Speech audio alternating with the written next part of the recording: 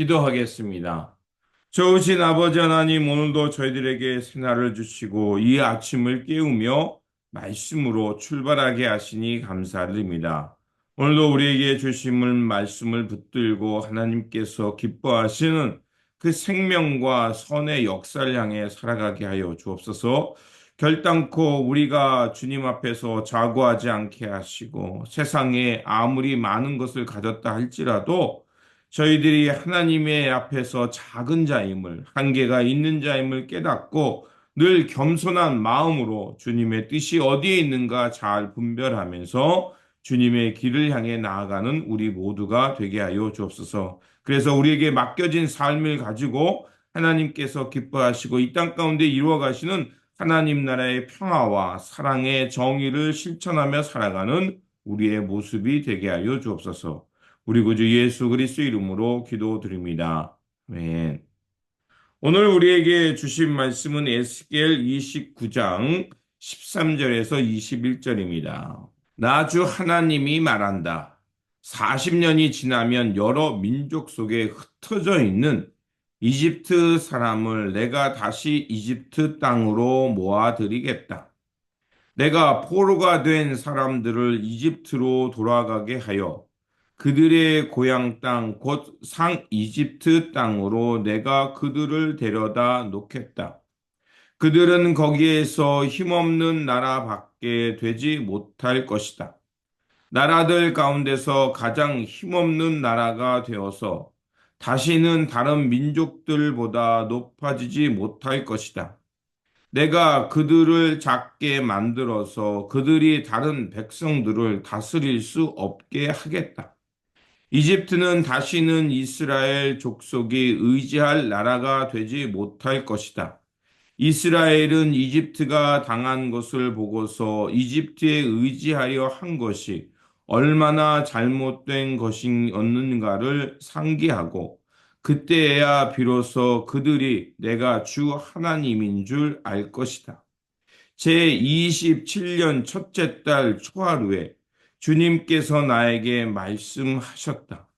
사람아, 바벨로니아의 느부갓네살이 두로를 공격하려고 큰 군대를 동원하였다.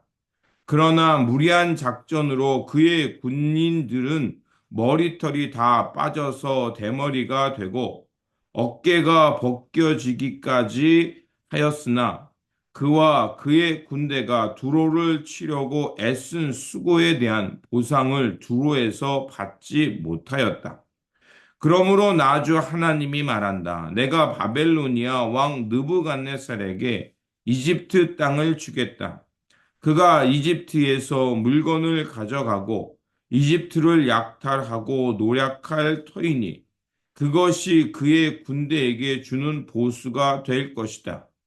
그들이 수고한 것은 나를 도와서 한 것이었으므로 내가 그 보수로 이집트 땅을 바벨론 왕에게 주었다.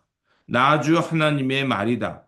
그날이 오면 내가 이스라엘이 새 힘을 가지게 하고 너의 입이 열려서 그들 한가운데서 외칠 수 있도록 말할 수 있는 능력을 내게 주겠다. 그때야 비로소 그들이 내가 주인 줄 알 것이다. 아멘. 오늘 본문 말씀은 애굽에 대한 심판의 말씀입니다. 에스겔은 주변 나라들에 대한 심판의 예언들을 이어갑니다. 그리고 29절부터 32장까지는 애국과 바로의 왕에 대한 심판의 말씀이 지속적으로 예언될 것입니다. 애굽은 나일강 가운데 커다란 악어로 묘사됩니다. 왜냐하면 그 나일강의 풍요로 애굽은 큰 나라를 이루었기 때문입니다. 애굽은 나일강이 자신의 것이라 생각하면서 그 강에서 자신들이 최고라고 생각했습니다. 나일강은 그 애굽으로 하여금 많은 번영과 풍요 또 넉넉함을 가져다 주었습니다. 그렇게 그 애굽의 그 나일강을 통해서 문화가 발전하고 나라가 발전함을 통해서 애굽의 위대함을 상징하는 것이 그 나일강 같은 것이었습니다. 하지만 천지 만물을 창조하시고 역사를 이끄시는 분은 하나님이심을 그들은 깨닫지 못했습니다. 그래서 교만한 애굽은 이제 나일강을 확보해서 자신들이 세상 어느 것보다 높다, 마치 악어처럼 날쌔고 힘이 있다라고 생각을 했지만 하나님께서 그 나일강의 악어를 갈고리를 꿰서 그것을 사막 한가운데 던지고 그래서 들짐승과 공중의 새의 먹잇감이 되겠다고 하시는 말씀을 통해서 말하는 것은 내가 애굽도 심판하시겠다는 것입니다. 그들이 아무리 강하고 나일강의 그 풍요를 통해서 강대국을 이었다 할지라도 하나님이 이제 그 이스라엘과 그 두로와 여러 민족들을 심판할 때 애굽도 함께 심판하시겠다는 것을 말하고 있는 것입니다. 그래서 하나님께서 그 애굽의 심판을 통해서 말하는 것이 무엇이냐? 그 애굽은 그 이스라엘 백성들이 의지할 그 지팡이가 되지 못한다는 것입니다. 그들은 그저 갈대 지팡이였다는 겁니다. 6절에 보면 이렇게 되어 있습니다. 그때야 비로소 이집트에 사는 모든 사람이 내가 주인인 줄 알게 될 것이다. 너는 이스라엘 족속을 속이는 갈대 지팡이 밖에 되지 못하였다. 그러니까 갈대 지팡이는 어때요? 나약하잖아요. 쉽게 부러지잖아요. 그러니까 이스라엘 백성들이 이집트를 의지하지 말았어야도 불구하고 그들은 이집트를 의지하면서 위기를 모면하고 했던 그것을 질타하고 또 이집트가 얼마나 연약한가를 말씀하고 있는 겁니다. 이스라엘 사람들은 그 바벨론의 공격을 피하기 위해서 애굽에게 도움을 청하며 희망을 가졌던 겁니다. 하지만 애굽 역시도 하나님의 심판의 대상일 뿐 40년 동안 흩어져서 살고 황폐한 땅이 됐다가 나중에 돌아오지만 힘없는 나라가 될 것이라고 말씀하고 있습니다. 이스라엘은 이집트가 무너지는 것을 보면서 그 나라를 의지했던 것이 얼마나 어리석었던 일인지, 하나님을 의지하지 못하고 그 강대국을 의지한 것이 얼마나 하나님 앞에서 범죄한 일인지를 그들은 깨닫게 될 것이라고 말하고 있습니다. 그래서 16절에 이렇게 말합니다. 이집트는 다시는 이스라엘 족속이 의지할 나라가 되지 못할 것이다. 이스라엘은 이집트가 당한 것을 보고 이집트에 의지하려 한 것이 얼마나 잘못된 것이었는가를 상기하고 그때야 비로소 그들이 내가 주 하나님인 줄 알 것이다. 하나님의 심판의 목적은 여러 가지가 있지만 먼저 그 땅의 불의와 악을 심판하시고요. 그것으로 끝나는 것이 아니라 그들을 회복시키는 것이 목적이 있습니다. 그리고 그 애굽에 대한 심판을 통해서 말씀하는 것은 우리가 진정으로 의지하고 살아갈 그 힘의 원동력, 삶의 근원은 여호와 하나님임을 말하고 있는 겁니다. 또한 애굽의 잘못, 애굽에 대한 심판을 통해 하나님께서 말씀하시는 것은 너희들도 하나님의 역사의 주권 아래 있다는 것이고 그들이 아무리 자신을 신격화하고 우상화한다 할지라도 하나님은 그들의 교만을 질타하시고 애굽의 왕은 더욱더 하나님을 의지해야 됨을 말하고 있는 겁니다.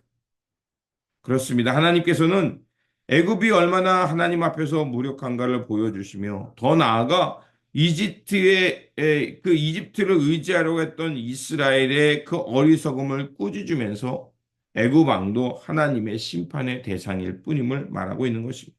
오늘 우리가 사는 사회에 끊임없이 반복되는 일이 있습니다.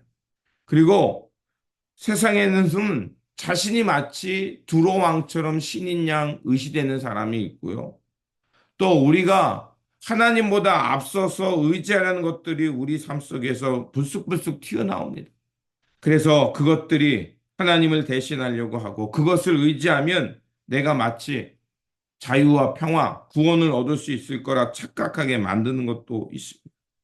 그럴 때 우리는 다시 한번 내가 혹시 하나님보다 앞선 것이 무엇인지 생각해 보아야 하고 또 내가 하나님을 의지하기보다 다른 것을 의지하려 하려던 그 마음의 동기가 있지 않는가 잘 살펴야 합니다. 에스겔은 이스라엘 향해서 왜 너희들이 하나님이 아닌 다른 것을 의지하려 했느냐? 애굽이 결코 너희들에게 희망과 구원을 가져다 줄 수 없음을 말하고 있는 것입니다. 우리가 진정으로 의지하고 바라며 또 우리가 믿고 따를 분은 오직 역사의 주관자이신 하나님 여호와 한 분이며 그분을 신뢰하는 것이야말로 지금 이 상황이 위기와 고통 속에 있지만 진정으로 구원받아서 우리가 살아갈 길은 하나님께 있음을 말하고 있는 겁니다. 그러므로 쉽게 부러질 수밖에 없는 세상의 것을 의지하지 말고 오늘 말씀을 통해 드러난 하나님, 여호와 하나님 역사의 주권자이며 우리 삶의 근원이 되시는 여호와 하나님만을 의지하면서 오늘도 주님께서 보여주시는 그 길을 묵묵히 살아내는 저와 여러분들이 되시기를 주님의 이름으로 축원드립니다. 기도하겠습니다. 생명과 역사의 주관자가 되시는 하나님, 우리 삶 속에 혹시 하나님을 대신하려고 했던 것이 있는 것은 아닌지 살펴보게 하여 주옵소서. 그래서 우리가 하나님보다 앞선 것이 있는지 아닌지 잘 살펴보고 분별하게 하여 주셔서 하나님만을 의지하며 살아갈 수 있는 분별력을 주시옵소서. 성령께서 날마다 우리의 마음을 주장하여 주시고 성령의 불길이 타오름을 통해서 주님께서 이끌어 가시는 바른 길, 생명의 길, 진리의 길을 걸어감을 통해서 오늘도 우리 주님께서 보여주신 그 하나님 나라의 영광을 살아내는 우리 모두가 되게 하여 주옵소서. 우리 구주 예수 그리스도의 이름으로 기도드립니다. 아멘.